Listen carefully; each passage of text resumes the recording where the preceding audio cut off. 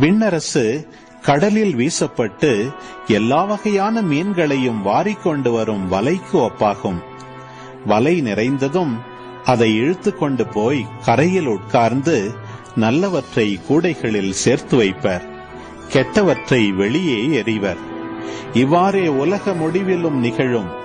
வானதூதர் சென்று நேர்மையாளரிடையே இருந்து தீயோரை பிரிப்பர், பின் அவர்களை தீச்சூளையில் தள்ளுவர். அங்கே அழுகையும் அங்கலாய்ப்பும் இருக்கும். இவற்றையெல்லாம் புரிந்து கொண்டீர்களா என்று இயேசு கேட்க, அவர்கள் ஆம் என்றார்கள்.